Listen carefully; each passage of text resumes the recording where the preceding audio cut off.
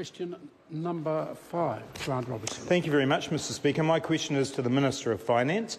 Why is it a higher priority for him to cut taxes for members of Parliament than it is to invest more money than is in Budget 2017 into health, housing or education, or to immediately restart contributions to the New Zealand Super Fund? The Honourable Stephen Joyce. Mr Speaker, it isn't. Budget 2017 invests $7 billion over 4 years into sustaining and expanding public services for a growing country. At the same time, it invests massively in new infrastructure. It also, at the same time, brings debt down as a percentage of GDP, and at the same time presents a family incomes package which particularly targets low and middle income earners. Mr Speaker, that's the benefit of having a strong and growing economy as a result of this government's strong economic plan. Supplementary question, Mr Speaker. Supplementary. Order. Supplementary question, Grant Robertson. Is it correct that the top 10% of earners will gain $400 million a year from the tax cuts he proposed in Budget 2017? The Honourable Stephen Joyce. Mr Speaker, the tax threshold adjustments in the budget come in at $14,000 in income, up to $22,000, and then from $48,000 to $52,000, Mr Speaker. I cannot verify the member's shonky maths, but I can verify his idea of giving a $3,000 baby bonus to somebody earning $250,000 a year. Terrible. Supplementary question, Mr Speaker. Supplementary question, Grant Robertson. Why is it his priority that members of Parliament get a tax cut that is worth 26 times more than a person on the minimum wage? Give people a fair go. The Honourable Stephen Joyce. Mr Speaker, the member is wrong. The government's priority is to lift the incomes of low and middle income New Zealanders, which we are doing, Mr Speaker, and actually, if you look at the government's family incomes package across the Working for Families, the accommodation supplement and the tax threshold adjustments, it is the low and middle income earners that do the best, and I know that the other parties have subsequently tried to copy the program.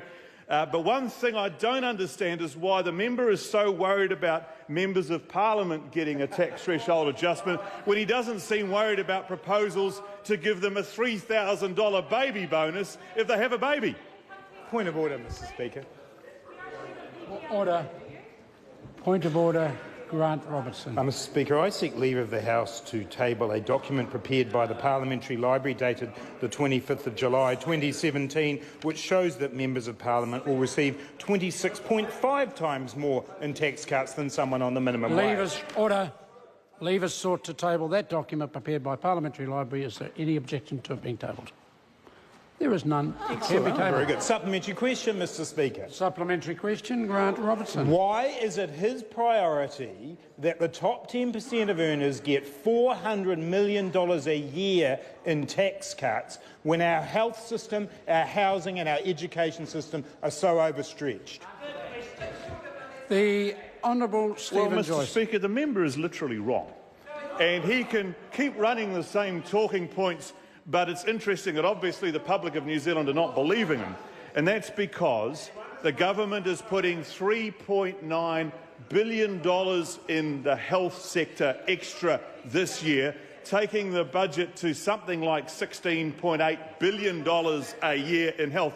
And interestingly, I've seen reports of other parties' proposals for health expenditure, and the Labor Party are proposing to spend less next year in their campaign than the government is actually spending in additional health expenditure this year. Supplementary question, Mr Speaker.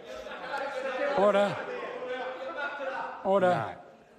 Supplementary question, Grant Robertson. Will he guarantee that if he is in government next year, he will fund health for the full impact of inflation and demographic change as outlined in the Ministry of Health funding model and as provided for in our alternative budget?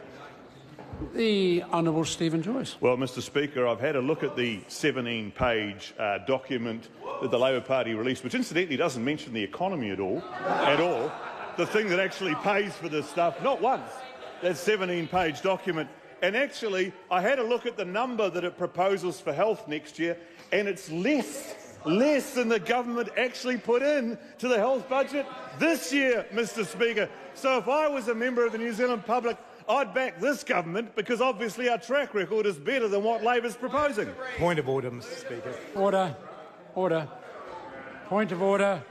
Grant Robertson. Mr. Speaker, I asked a specific question. The Minister didn't address that at all. I asked him if he'd guarantee something about next year's budget. He hasn't done that. No, because the member in the conclusion of his question then referred to a policy document that indeed the member had released, and that gave fairly wide licence for the answer to be given.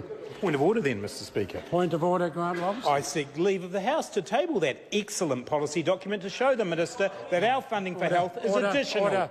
Order. I'm not prepared to put the leave because I take it that a member as experienced as this member will have made sure that it's been freely available via the media already. Supplementary question? No, point of order, Speaker. Point of order. Right Honourable Winston. Speaker, because it's not published and available in New Zealand, I seek to table an article, quotes, New Zealand riots immigration lunacy into per capita recession, from Mako Business Australia, 15th of June. Leave us sought to table that particular document. Is there any objection to it being tabled? Order. I've put the leave. Is there any objection?